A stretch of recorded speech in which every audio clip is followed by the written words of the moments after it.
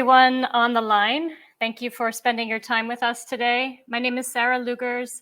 I'm the Chief Strategy Officer at the Gold Standard Foundation. We're here today to launch a technical guidance document. But what's really more exciting about this is that it's a really important and fundamental first step towards realizing one of the biggest opportunities of our era, and that is to actually value what we care about. It's what economists call pricing in externalities, but what it really means is driving incentives to achieve what matters for the well-being of our community and for our ecosystems. But in order to do this, we first have to be able to measure and account for that impact. It's clear that progress has been made in this area, notably via some of the main actors that have joined us in this initiative that brings us here today. That is standards that can account for climate impact and standards for sustainable commodity production. So we bring these two together today with the goal of accurately measuring and accounting for emissions of certified goods that companies can claim towards the GHG Protocol and their science-based targets. And with that, the pieces are in place for those to be appropriately valued at a price premium, which helps companies reach their climate targets, of course. It also helps support communities, the producers of those certified commodities, and the ultimate goal of protecting the planet that we share. So that's what we'll talk about today. We'll launch this guidance and very excited to do so. If we can step forward into the intro slide, I can welcome our esteemed speakers. So with us today, we have the chief architect of this guidance and its lead author, Owen Hewlett, the chief technical officer at Gold Standard. Pierre Bloch from SustainCERT, who has really overseen the piloting and the real-world application of this guidance. Kendra Pasztor from the Better Cotton Initiative, and Henrik Sundberg from H&M. And those are the players that are really testing this and seeing what works on the ground and how it works within their respective systems and their companies. So with that, I'll just quickly step through what this the program is aimed to achieve. And that is, it's meant to develop guidance to be able to integrate reportable emissions factors, so that key metric that allows for the climate reporting of certified goods. And then it really is trying to explore how this then, with that data, that can catalyze landscape sustainability beyond climate. So really, once we have this foundation in carbon accounting and climate impact, how do you start to look at other factors that really matter, like say clean water, healthy soils, deforestation-free targets, which is a challenge for many landscapes and for companies that operate within them. And then moving forward, you'll see just the key outputs. The first is the main event, this core guidance, as well as some of the test cases that we'll talk about today. Some start here guidance that will help different actors within these ecosystems really understand and apply and get the fundamental knowledge that might not have been their core business up till today, come up to speed on that and really apply this for the overall purpose. There's some white papers and again, some pilot activities that we'll step through. And then finally, I'd like to acknowledge and express our gratitude towards the ICEAL Innovations Fund, which is supported with a grant from SECO, the Swiss government. So thanks very much for your support throughout this process. And thanks also to the participating standards, including Fair Trade, FSC, Better Cotton, RSB, MSC, and Textile Exchange, as well as the companies that have stepped up to really look at what this means in practice for their business, including H&M, Kingfisher, VF Corporation, and others. So with that, I'd like to turn it over to Owen Hewlett, who will step through the actual guidance and the problems it's trying to solve. Owen, over to you. Thanks, Sarah. Hi, everybody. Yeah, as Sarah said, I'm Owen Hewlett. I'm the Chief Technical Officer at Gold Standard, and I led the program to develop this guidance and work closely with Pierre and the team at SustainCERT on the piloting side as well. And if we go on a slide, I'll explain a little bit around the genesis context, and where we go next with this suite. At its most fundamental, we wanted to provide a way for incentives, investment, demand, preferential procurement for sustainable commodities. And the reason behind that, the kind of fundamental DNA of our organization and stands right behind this guidance, is the adherence to what's known as the climate mitigation hierarchy, which in a nutshell speaks to avoiding and reducing your own emissions, and then taking responsibility for what's left over, for example, through mechanisms like offsetting. So it's a little like the waste cycle, reduce, reuse, recycle. We're very much looking in the reduce, reuse, or avoid and reduce emissions space with this guidance. But of course, you can't look at that without thinking about its relationship to mechanisms like the voluntary carbon markets that are there for the responsibility for things like residual emissions. So our starting point really is this mitigation hierarchy. And if we go on a slide, when we look at the avoid and reduce portions there, what we're really driving at is how do companies hold themselves to account for reducing and avoiding their own emissions, their value chain emissions. And that accounting framework, the preeminent accounting framework, is known as the Greenhouse Gas Protocol, managed by WRI, and it's a key component of science-based targets. So you can think of Greenhouse Gas Protocol as how to quantify, account, and report your emissions inside your footprint, and science-based target supplements that by giving you the framework to know how much to reduce that footprint by in order to align with science. And so it becomes very important what's in and out of that footprint, because what's in will count towards or is a liability within the context of a science-based target. And on the screen there is an excerpt from the Greenhouse Gas Protocol, their kind of classic image of what constitutes a corporate emissions footprint. And we're most interested in upstream purchased goods emissions. So the emissions associated with the goods purchased by companies. And it doesn't take a genius then to connect the dot to a large portion of the ICEAL community and wider sustainability standards for commodities to know that their certification focus is often on units of purchased goods, and how that chain of custody works, how that brand and licensing works. And so the genesis of this program, if you like, was to start to think about how do we rationalize and connect the dots between the good work being done at sustainability systems and ICEAL members that certify commodities and the world of greenhouse gas emissions reporting towards science-based targets. It's not the job of accounting to provide an incentive to reduce emissions. Accounting is there to present your emissions accurately. But I would say clearly the knock-on effect of presenting your emissions accurately and having a science-based target is that if you can reduce those emissions, there is an incentive there, because it helps you towards that accountability claim. So we go on a slide there. When we think about the accounting of purchased goods, the important things to consider are, we'll get into in a minute into how we actually do the accounting, but the important things to consider are, are these your emissions? Do they count? And so when we thought about the role of ICEAL systems and other sustainability systems, there were three main pillars that we felt the community of practice could bring. One was to encourage that credible reporting. So I mentioned that Greenhouse Gas Protocol is the preeminent accounting framework. You could say the same about science-based targets for target setting. So we want to make sure that credible sustainability systems are aligning with credible accounting frameworks, and that those systems are capable and understand how to manage attribution and allocation of emissions specifically. So a lot of certification bodies, certification systems for commodities have developed ways to attribute and allocate the purchase of goods to participating companies, but those don't necessarily align with the way that we attribute and allocate emissions. So a big part of it is to bring that to a place of credibility. And one of the major issues, I would say, with reporting purchased goods for companies is the inconsistency of data quality and understanding of who can report what. And obviously systems like ICEAL members and certified commodity systems more broadly, that really is a big part of the remit, right? Is to try and bring that consistency across a larger population.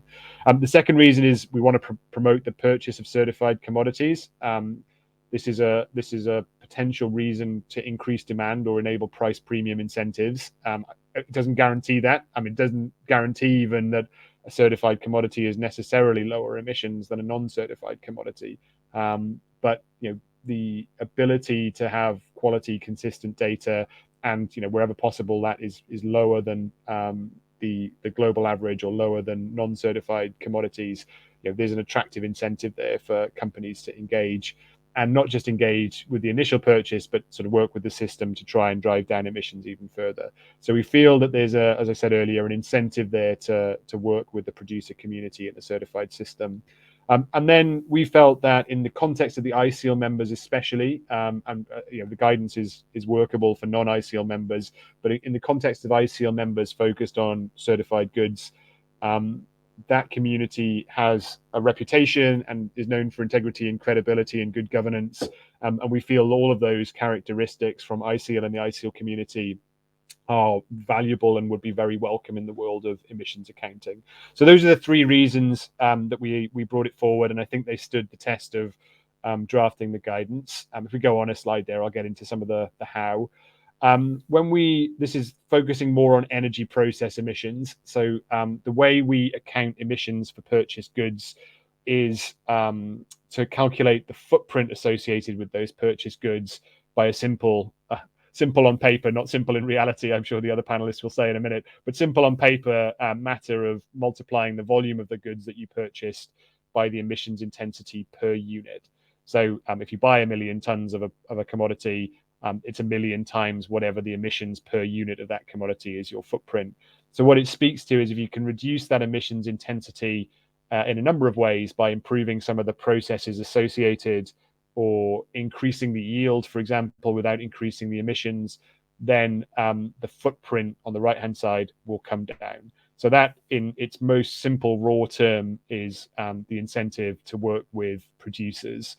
And of course, what an ICEAL system and a sustainability system that certified commodities brings us is a consistent way to do that at scale.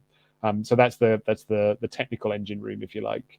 If we go on a slide there, what we produced in this suite of guidance, the central core guidance, the big grey box there, is really about how a sustainability system that certifies commodities can create the system through which emissions can be quantified, attributed to commodities, and then those commodities allocated credibly to purchasing companies. So that's a long technical document that I'll come on to its contents in a minute.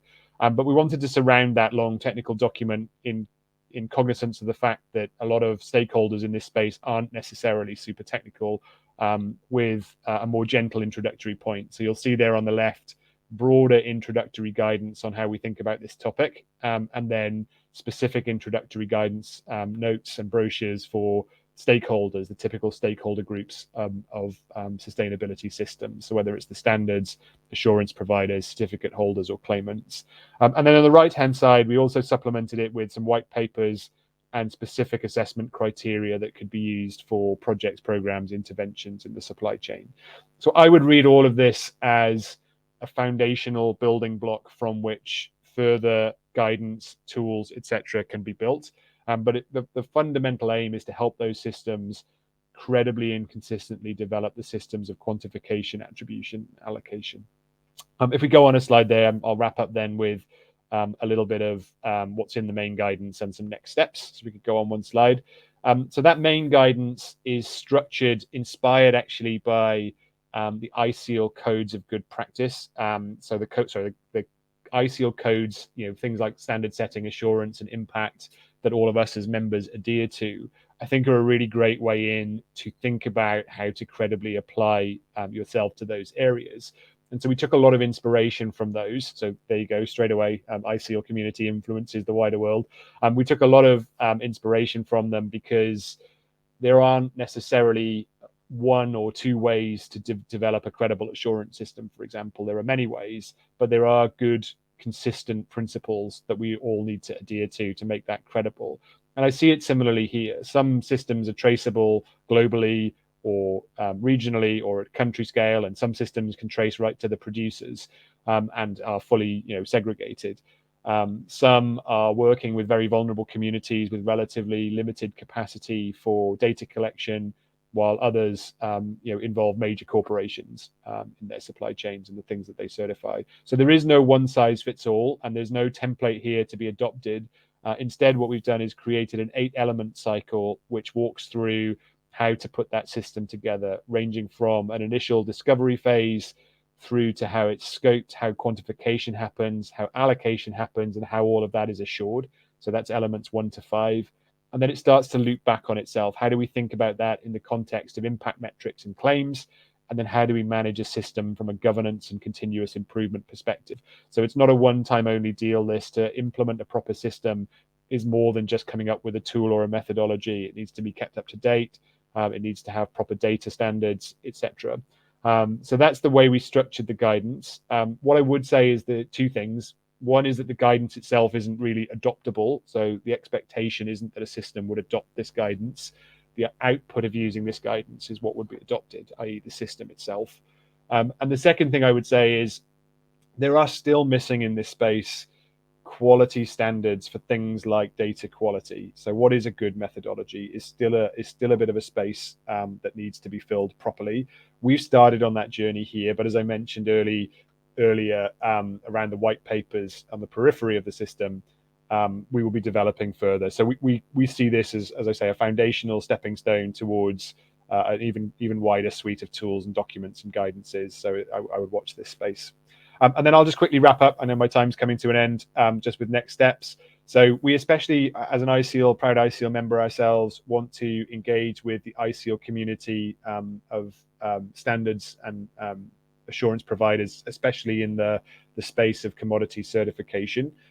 It's not exclusive to ICL members, this guidance. It was written with them in mind, but as I said earlier, it can be used by wider sustainability systems. And we want to create the tools, guidance, the forums for all of those things. We also want to work and will be working closely with the science-based targets community to further think about allocation. I won't get into it in detail here. It'll come up, I'm sure, through the call.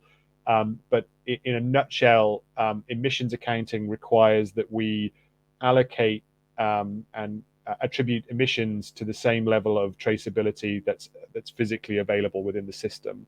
So a lot of sustainability systems employ things like mass balance and book and claim, which are at some level, depending on the system itself, not necessarily eligible for assigning the specific emissions associated with specific producers. But we want to explore that a little bit more. How can we break down some of the barriers to investment while protecting the hygiene of good accounting? We would intend to develop collaborative platforms for producers. So how can we make it easy for producers to access these incentives, from the science-based targets related incentives through to carbon markets and wider finance is really important to us. And we'll look at that through a specific commodity and probably a landscape lens as well. And in the future, we hope and expect to be able to partner with ICL members to bring some of our knowledge at Gold Standard and expertise in those tools. We don't intend, for obvious reasons, to try and displace in some way the commodity systems that already exist. The whole point of this exercise was, you've got 75% of what is already needed in tracking and allocation. How can we supplement that with our expertise and help the community along? And then I fully expect the guidance and all of the peripheral tools and guidance around it to further evolve over time as well. So I would see this as a space for further growth and participation. And we'd very much welcome sustainability systems to get in touch if this is of interest to them. And I'll stop there. Thanks, Sarah. Thanks a lot, Owen, for the overview. It's clear that this is indeed a first step, and much more inputs and refinements and specific applications to come. And speaking of which, can we now invite Pierre to come to the stage to talk about experience so far in piloting, how the guidance has been tested on the ground? Thanks, Pierre. Sure thing. Thanks for the invite, Sarah. It's a pleasure to be here today, by the way. I had the exquisite pleasure as head of advisory and innovation to be walking the talks with Owen, basically working with pilots and people willing to engage with that in looking how that could look in the real world based on what the data we already have. As Owen was surfacing this, a lot of the system we're talking about are currently being built and designed, so which means that we don't exactly know where we will land within a few years. Doesn't mean that we cannot start right now, and we can see exactly where we are at and how far we are to maybe the desired future, which would be like 100% perfect. So if you would be kind enough to transition to the next slide, I will be able now to speak a bit about what was done in pilot testing and basically also around the lesson learned. So we had various objectives that brought us to learnings and potentially that open new next steps, right? So these objectives were around assessing current stage and leverage pre-existing initiative to build on real experiences. I emphasize this point because we want to be on a road to best practices, which means basically we want to start from where we were at and build on this to get to the next level. The key learning there was that we have pre-existing studies at both global, regional, and supply chain scales showing intention and capabilities, which means that the pre-existing ground shows the fact that people want to go to the next stage, which I salute personally as a consumer and a practitioner, sustainability practitioner.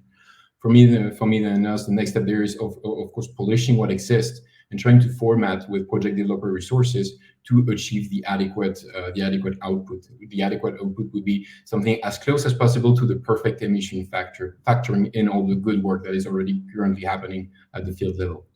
The second pilot objective was to surface these key challenges, including the landscape, the quantification approaches, the monitoring and reporting processes. So here, the key challenging also deeply involved scale, because not only it matters at the level at which you're investing and you're actually implementing your intervention, but also the monitoring and also linked directly to your technical capabilities and the power of your model, basically the quantification approach. So there what we found is that we have already a good solid first steps, and then with adequate refining, we'll be able to reach the quality we trust would be needed for SBTI compatible approaches and GHG Protocol and ISO compliant approaches, which means that the third step on the left from the pilot objective, get a feel for system verification readiness, was we were very highly successful in this pilot phase because we were able to properly and adequately open the trunk, if I may say. We were able to put our hands on the real data and go deep in what's currently already implemented. So we see that we have a good level of information, both at contextual project level, and we already have KPIs registries, which means that databases pre-exist, etc. We've got track record. So we can talk baseline, we can talk theory of change.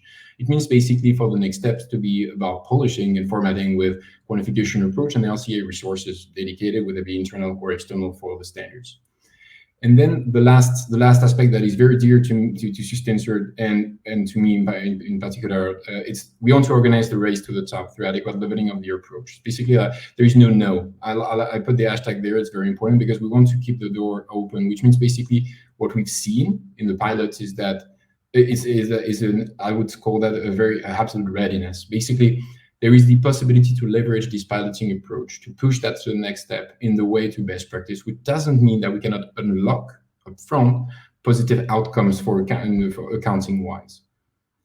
So that's about it for the pilot objective, the learnings, and the next steps.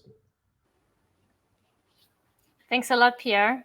I just want to flag to everyone that I have added in the comments a link to the actual guidance document, as well as a prompt for anyone as the discussion happens to go ahead and share your questions in the comments, because we are moving now to talk about some real world application, having heard the kind of general takeaways from Pierre from piloting, to talk about some real world application. And then we'll turn it over to those of you on the line for further questions. So please, if any come up as this discussion progresses, please feel free to share them.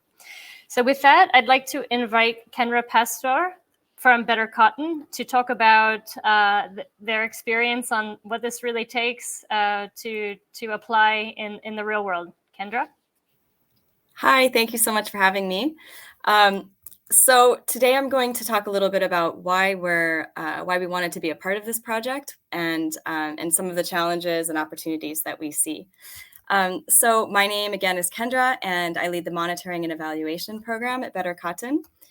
And at Better Cotton, our mission is to help cotton communities survive and thrive while protecting and restoring the environment.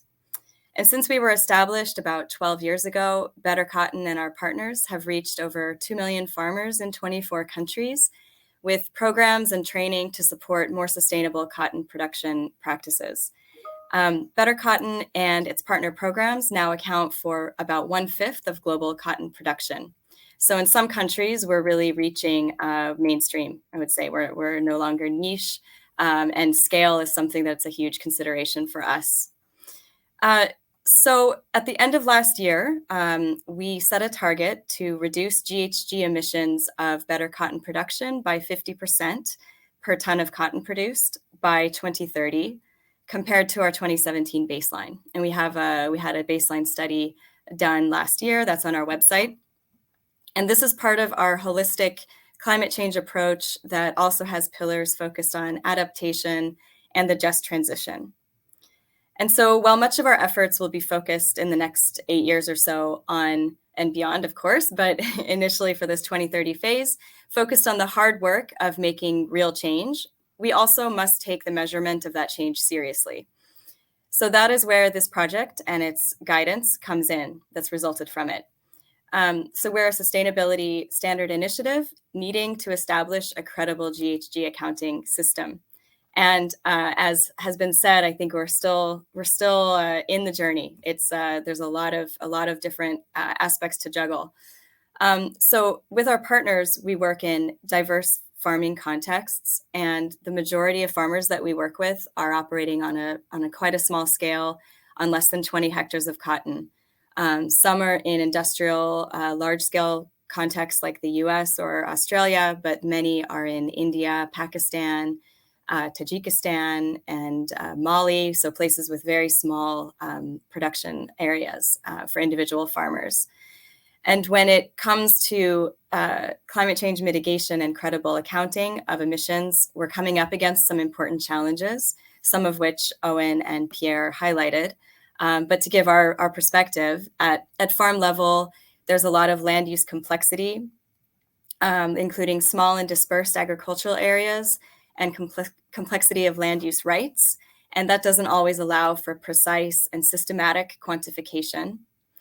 In some cases, it becomes impossible for smallholders to comply with standards or creates trade-offs between accuracy and cost that can affect their potential revenues and livelihoods and wouldn't incentivize them to take part in a verification process. They're focused on the farming.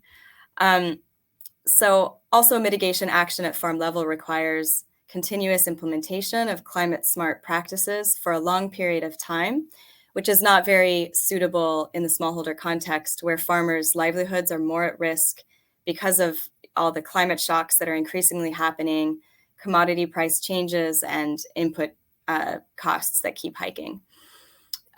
So last minute decisions have to be made sometimes depending on an unpredictable context. And then we have the challenge of traceability, where trying to organize smallholders and trace their cotton through the very complex value chain for apparels and textiles is something that we're grappling with. I would say that an opportunity that we see is that we have a revision of our chain of custody model happening right now, and we're beginning to pilot traceability solutions, moving quite quickly in this space. And so we're aiming to have a credible accounting approach for GHG emissions established as soon as we can so that we can really leverage that new traceability model and hopefully make sure that we're getting some incentives back to the farmers that are making this important change to benefit the planet and their own communities. Thanks a lot, Kendra. You ended with underscoring the importance of incentives. And of course, where the rubber hits the road on that is, whether companies are, willing and able to pay a premium for those who have undertaken these extra efforts and have managed this complexity.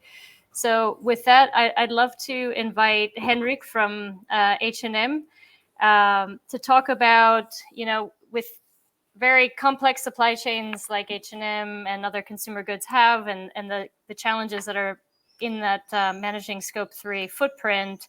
We know that there are lots of ways that you could take action, lots of solutions. And so I wondered if you could talk a little bit about how H&M is thinking about direct investment versus, in this case, an indirect investment in your supply chain, and maybe a little bit about some challenges to scaling up. Great, thanks. And thanks for having me. I think to answer your question, I think we need to be careful with kind of what tools we take out of the toolbox to be able to reach our targets and get where we want to be. We need to kind of work on all these fronts. So I think both working directly where we can, but also indirectly then, and focus on where we don't have this traceability as mentioned here, that down to a farm or a specific field even.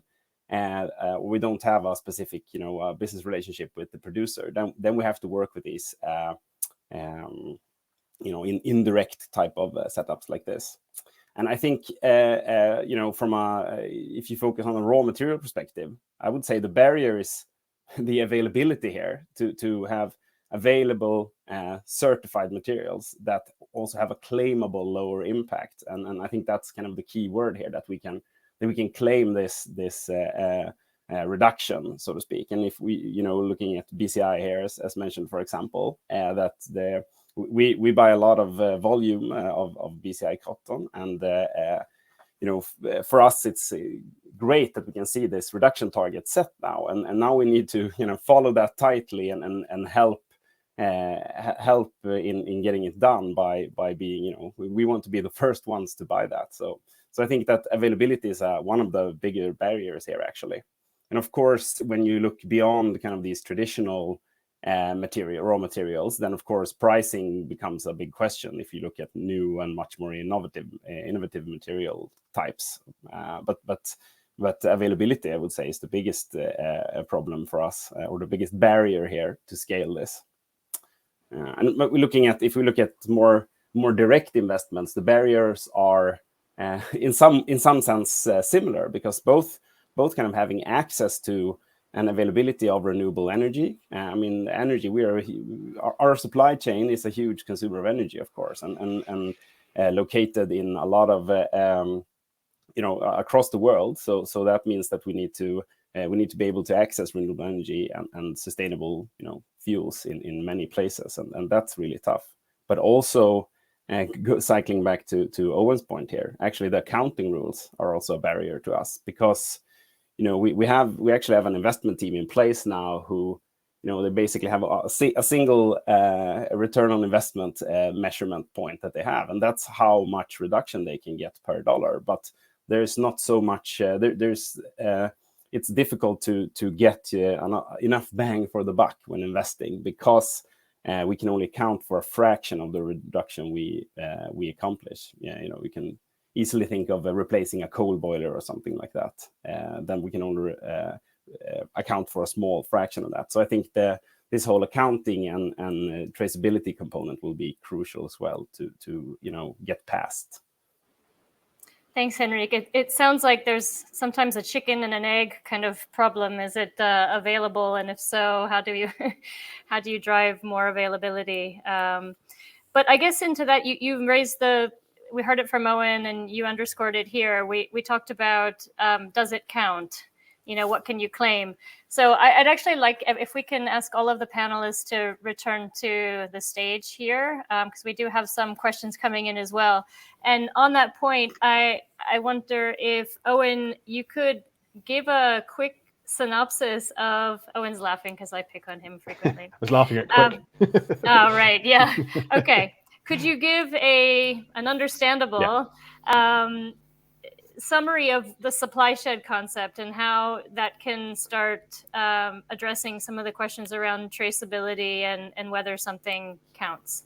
Yeah, sure. So, and what Henrik was referring to there is that good accounting means that we strive to accurately account our emissions. And what that means in terms of purchased goods and their traceability, in a nutshell, you should report the emissions associated with production at the same or less granular level than your level of traceability. So that sounds abstract. If you can trace to a global level, then you should use a global average emissions factor.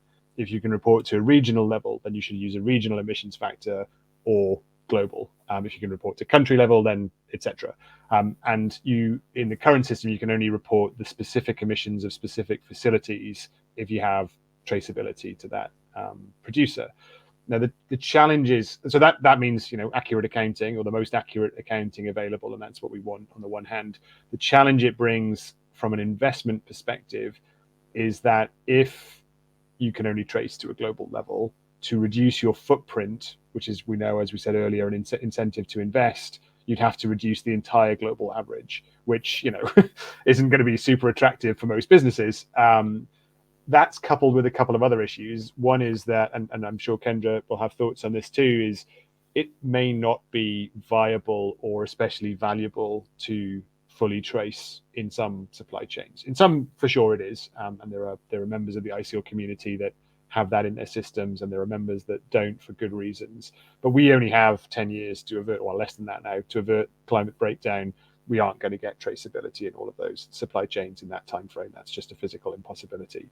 So it leaves us with a conundrum. How do we incentivize investments when we know that boards aren't going to sign off on, I'm looking at Henrik, I'm assuming the H&M board doesn't want to sign off on reducing the entire global cotton emission factor and benefiting all your competitors as well. That's not going to happen. So how can we do that while maintaining a suitable level of accuracy and credibility? And what we've been working on alongside this, and the reason this is housed within the value chain initiative and some of my wider work, is to look at how we bridge that gap. Is there a way of assuming supply for the purposes of driving incentives? And if we do that, how do we still protect that? Ultimately, we do have to reduce that global average. So what we don't want is to provide a system through which some companies can buy a good claim, but we don't actually reduce the global average, because we need to do both of those things. We need investment, but the global average has to come down definitionally if we're to avert the climate emergency. So the supply shed concept is something we've been exploring around effectively market-based allocation. And we see market-based allocation in a lot of these systems, things like mass balance and book and claim. And the art of this will be about balancing that with the need for accurate accounting on the one hand, and the theory of change that still leads to full decarbonisation on the other. We do see a pathway through that. We have started on that journey in the VCI. We see other places in the greenhouse gas protocol. It's important. So it's a real watch this space moment, I would say. Thanks, Owen. Kendra, we have a question, which is, what is the approach Better Cotton is following for emissions factors and attribution of change when the field groups are a collective measurement, which I guess we're talking about here. This is a traceability challenge during production, but before it reaches the post-production tracking phase. So anything to add on that point? I believe you might be still muted, Kendra. Sorry. I can say that we haven't fully defined how we're going to do this yet. So that's partly what we're exploring with this project. But we'll plan on definitely reporting and having emissions factors in line, as Owen was explaining, with what level of traceability we end up landing on. That hasn't been defined yet either. I would say it will be at least probably country level. But then, of course, some countries are very large and diverse within them, and maybe that won't, for both traceability reasons, for both, and then also for impact measures, maybe that won't be sufficient. But then it'll depend on feasibility, obviously. So that's still to be defined, I would say, but it is a challenge. And the way we do our measures right now is collect data from around 10% of farmers in the smallholder context, which is a lot. It's already a lot. Whether we need to do more research on whether that's fully representative, but also, again, we still need to find that balance between investing in being extremely accurate and investing in making the real change. And are we comfortable with a certain level of assumption and inaccuracy there? So that's something that we'll look forward to discussing further with our members as well and partners in the coming months. Yeah, it's clear that we can't let the perfect be the enemy of the good when we're trying to drive change here. Pierre, could you perhaps talk a little bit about the assurance process? What implications does this have for both looking at piloting, but also within the systems that will be applying the guidance in the future? Thanks for passing the ball there. It's a very interesting question, and it speaks a lot about what has been done during the pilot. Once again, I'm saluting the effort that was done, because it means that not only I have been bothering the pilot members, but at the same time we had audit capacity, well-trained audit capacity, starting to build the blocks on which we could create trust around the outcomes, around the reporting. So it's a double challenge for me, the assurance. First, because the target is moving, which means basically what we're building, the stairs that we're building, needs to be moving with the target, which means that it's already a solid challenge. Then the scale of the steps needs to be adequate for one to be able to jump from one to the other. So that being said, I think that the term pilot comes in very handy. It has its own limitation, right? Because at the end of the day, what does mean pilot? Pilot needs to end at some point, which means that one day we will have a standard and we'll say this is the standard where we are at, which will mean automatically that some pilot will be directly ready. They will be the standard at that date and stage, and some will have to evolve. So basically, the answer is, do we want to and can we provide with 100% assurance of everything? I think it's not possible. Anybody who's been working on the ground in the food and ag systems in particular would be able to, and in the other systems, can say about that. It's super hard to track. For logistics, it's totally valid too. Do we want to go there? Yeah, most probably one day. I think it's like Owen said, Mother Earth is calling for some emergency measures at the moment. So I think that I trust that the technology just won't be mature for us to reach that stage. Will we? Most probably, I hope so. Should we? Probably aim at it, yes. That being said, in the meantime, we need to come up with adequate solutions. So what piloting means there, it's like we gather around the table the best practices we have, being mindful of the fact that the target is moving. So we create a repository for transparency, for the adequate level of effort to prove that the piloting is pushing the needle in the right direction. And the right direction is two-layered. First, impact, of course, because we want a theory of change to happen, less GHGs in the air per unit of product effectively produced. And at the same time, transparency is progressing, which means better formatting of the information, better transparency, 360-degree alignment with all the repository of outcomes, so people don't overclaim or overstate that they are doing the right thing, because we need, of course, everybody to do the fair share of the effort. Yeah, it's clear that claims, clear, transparent claims and disclosure of uncertainty it becomes more and more important throughout sustainability. I guess on that's a similar theme for you, Henrik. We have a question about these kind of trade-offs and what this looks like from a buyer's perspective.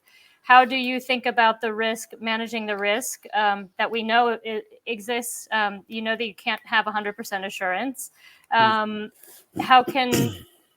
does the credibility of the emission reduction on one hand, but also other impacts like biodiversity, how do you communicate that to a consumer, to your customer, to other stakeholders? Yeah, so I think that first off, being in our position, being a big known company, we have to do a lot of due diligence before we sign on and start working with any type of certification like this. So I think that for us it's a big step to become comfortable, but at the same time we need to speed this up and not make perfect the enemy of the good, as you say. So that is definitely a balancing act for us on on the top level, and then when it comes down to the consumer, I think it's really difficult to communicate these complex relationships in an understandable and simple way. And as you might be aware, there's a lot of legislation coming around how we should and should not talk about those things. And it's hard to say exactly now where that will land, but in summary, I think it's a really big challenge, because both the complexity of the topic, but also talking about what we don't know is not always a comfortable kind of topic of discussion. So Yeah, clear. We have actually, I was going to go to you, Kendra. I'm going to ask you about like kind of zooming. We've talked about some theoretical approaches, and you mentioned some of the challenges that smallholders actually have on the ground. What do you hear from, I mean, can you give us an example of just an interaction, some feedback that you actually get, and how you intend on kind of working that through with those producers? Well, I can see that the Better Cotton standard that we, the current version, doesn't have climate change called out as a specific, principle and focus, because so much of the standard already in different ways is promoting practices that help mitigate climate change, like soil management practices and efficient use of water and fertilizers, looking at ways to help increase yield. So it really is actually mainstreamed throughout. Now because we have just released a climate change or a climate approach last year, we are looking at it in a more focused way. But I think that the language we use in some, with some partners is not going to be the same as what we use, what our partners use with farmers, especially in some contexts. So I think from the farmer perspective, and I'm at our organization's conference right now, where we are hearing from some producers themselves and partners as well about what's happening. And, they're facing climate change already. They're living it, if maybe not using the same words, maybe not talking about mitigation versus adaptation, but they're feeling the climate shocks and the weather variations that are changing rapidly. And so this is real for them. And I think it just means that we need to, like Henrik said, move faster, and focus our efforts to make sure that also the climate change mitigation efforts are done in a way that's in context with other issues that they're facing as well, like livelihoods challenges, right, for example. So if we can figure out a way, again, to incentivize action and also complement it with other actions that we don't expect farmers to do, but there are other ways, that we can support in at least in our sector. So, for example, farmers don't usually, at least in the smallholder context, control the ginning process, which is the next step in the value chain. But it's usually calculated with the raw material emissions factor. But that's something that the sector could work on in terms of helping move to renewables for those gins, so they're not using the grid-based coal or the grid based on coal. So there are different ways I think that we need to collaborate as well in the sector to help farmers go faster and better. Yeah, I love that you talk about this holistic approach to not look singularly at one metric, because I think we see the potential negative downsides when you're only looking, for example, at carbon. You need to think about how we maximize the overall good for local communities as well as kind of global climate. So there's a question, and I'm going to ask someone to raise their hand, because I think that we could hear different views in responding to this one.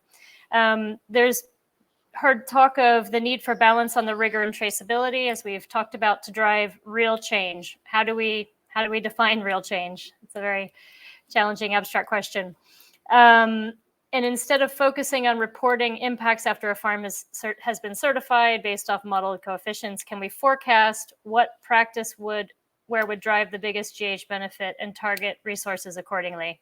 And again, being mindful of those trade-offs that we just talked about. Owen, I saw you raise your hand.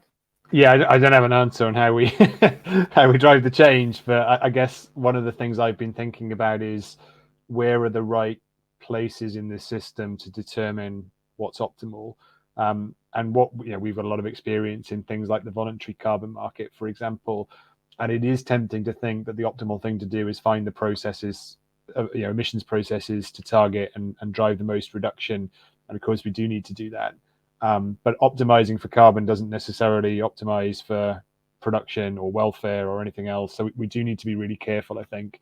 and think at a more systems level, either or probably both, geographically or sectorally. So one of the reasons I really enjoyed working with Kendra on this is because I think places like Better Cotton Initiative are good nodes for thinking about what's the right way to bring all this together.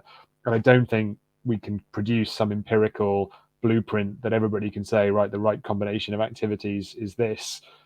That's where we're going to need sectoral experts. So I think what we've tried to do is start the process of creating the systems at one level where experts like Better Cotton Initiative can then start to determine with their producers, like, what is the optimal mix and how do we do that over time? Because that's where the real art is, to go with the kind of science of emissions accounting. So I look at the sustainability systems and I think, you know, when I step back and think, right, who in the cotton sector is appropriate to think globally and to develop what's optimal, then, you know, Better Cotton Initiative immediately springs to mind, and other industry bodies and other sustainability systems elsewhere are similarly well placed, I would say. So I don't have an answer. I'm basically saying that Kendra needs to have the answer.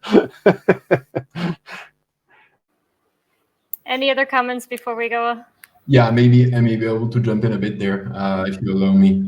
Yeah, these are very good questions. First, I'd like to thank the one who were compassionate enough to share that with us today. Thanks. Supply chain is my bread and butter on a daily basis at the moment, so I enjoy very much this. I will try not to go too much in depth. I think it's a great question. How big must that be? Also, circling back on Owen's words, can we today come together with a definition and just like push that to everybody? I don't think so. That being said, you can see what we have and where we need to be at. It's basically mainly all the scope 3 SBTi compliant accounting that has been done at the moment. Most of it is done at national scale, when at best, right? Sometimes you've got regional emission factors that somebody would have developed for you because you contracted a specialist to do that. It's quite expensive, and at scale, as a major company, it's probably a big challenge. Which means basically we should probably be aiming at, if we want to be designing tomorrow's best practice, as something that is more granular. So basically that would be just something, not giving guidelines there, but just telling about the natural changes from what was in the past and what we need in the future. So supply chain should be probably, more granular than a country in the future. At the same time, I think the second part of the comment is, our geographic boundaries less important? I really don't think so. I really think it matters, because first off, it will define how you connect your approach, your intervention, and the entire design of it, and the communication around it, and the formalization of all the information around that, and how it interconnects with any political instruments around any model power. Because for me, bottom line is, I mean, your supply chain can be only as big as your quantification approach allows you to be, because if your model is too weak, you cannot adequately represent the truth, which links to the second comment, right? What's the real change, and what's the balance and rigor between trustability and the ability to account for change, right? And in a credible manner. I think that you can be only as credible and strong, between brackets, as your quantification approach is. So which means basically you want to be very thoughtful about the way you choose your model. You want to be thoughtful about the specialists you call there, because you will need model specialists there to tell you about what you may or may not do. So once again, not being too prescriptive. That being said, that we can anticipate and foresee where the river is going. Thanks for fielding that one, Pierre. There's another question about causality. So it's noted that other sectors have established output or results-based methods for monitoring and kind of demonstrating causality, reducing the negative, and then also influencing and claiming the positive. Owen, I saw you slightly nod. Would you like to field this question? Yeah, I think we see two levels. So first thing I would say is, for emissions accounting general practice, there's no need for causality beyond, as I said earlier, they are your emissions. That's enough causality, because emissions accounting is a liability. You want to reduce your emissions so you have less of a liability.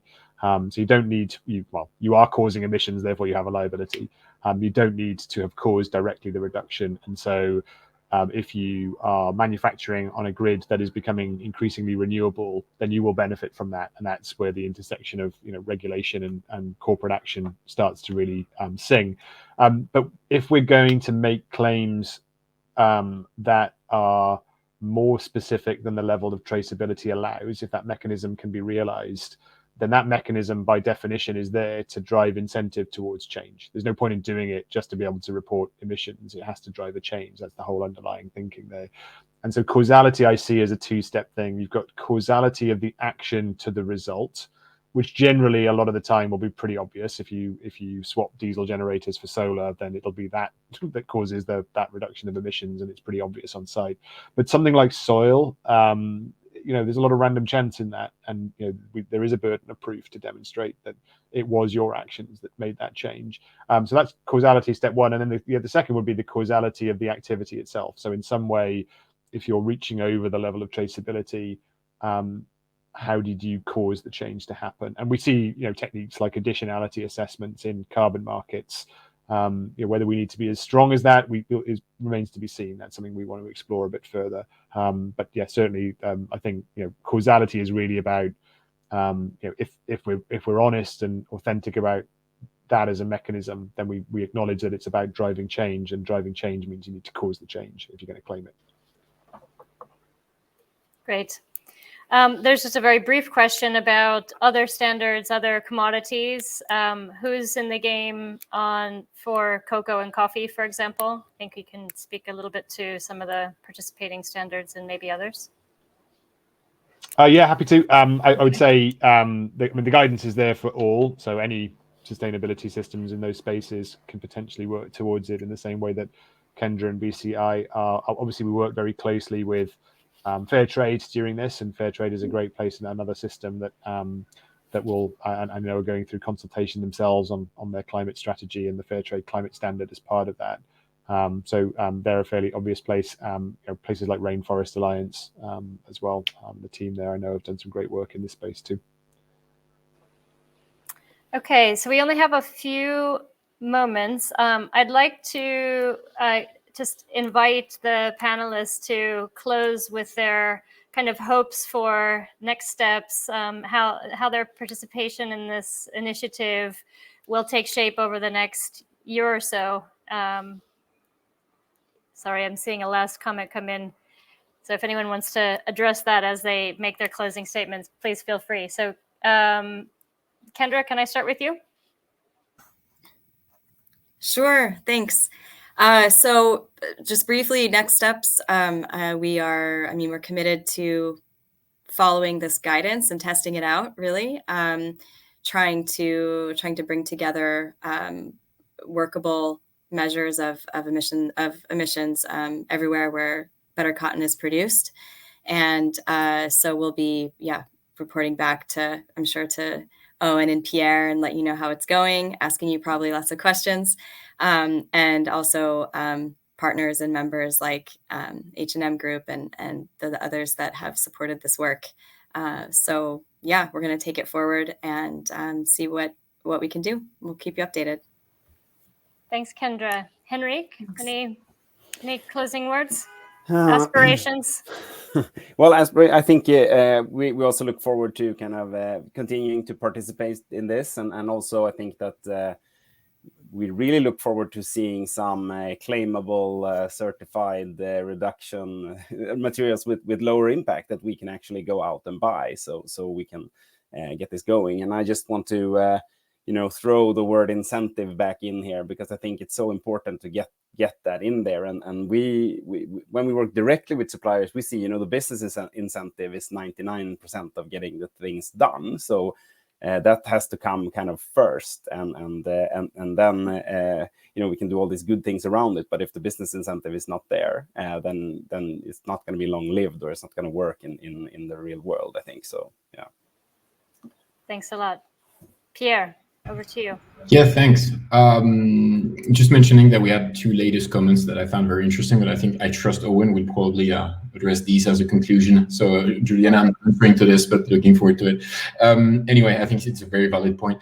My expectation for the next round, like where would I like to be within 6 months or a year as a consumer? Right, I'm a member of this chain. I'm looking at these labels. I'm looking at this because as a consumer, I can act. So I want this label to be connected to a signal I can trust, and my government will recognize and will trust, and based upon which we can collectively collect incentives. Thank you, Henrik, to remember that. It's to remind us that it's very important, and I want then this incentive. I wish for this incentive to be shared. So that's my word. Yeah, Here. And maybe to take that on. I mean, I fully agree with the incentives point, and there are companies, and H&M has demonstrated it, that will reach into its pocket and do good work because it's the right thing to do. But you can't expect every company to do that all the time. I mean, it's just, you're asking for a miracle, right? The incentives are really important, and even though the accounting can't provide the incentive directly, there are incentives around the accounting, and we just need to keep that hygiene and maximize both. I think on the top down and involvement of producers, so we fully agree with that comment. I think it's worth, like, where this guidance fits in the ecosystem is to try and help bridge the gap between global accounting norms and the system, and then the system can bridge the gap between their own system and their producers. So we obviously, as a higher level guidance, can't engage with all of the producer communities, and wouldn't be qualified to do so either. But you heard already from Kendra, and we know this is true of the other systems, that's very much part of the thinking in terms of developing their own systems within those sustainability standards. And that's encouraged. The first element is really that discovery phase is all about hearing the diverse voices from within each system. So yeah, within the ecosystem, that very much needs to happen. It wasn't so much part of our guidance because the accounting norms, to some extent, unfortunately, are the accounting norms, and they are technocratic and difficult, and we're trying to bridge that gap at one level between us and the systems, and then between the systems and their producers. So it's very much in our minds. Yeah, and I take on board the comment. Thanks a lot, everyone. Well, thanks for sharing your views today and for your work in bringing this guidance to fruition and testing it. And thanks for everyone for joining us. We will indeed be continuing to work on this and, kicking the tires on the guidance and hoping to bring real low carbon, high value commodities to market in the coming months and years. So thanks very much, and stay tuned for more.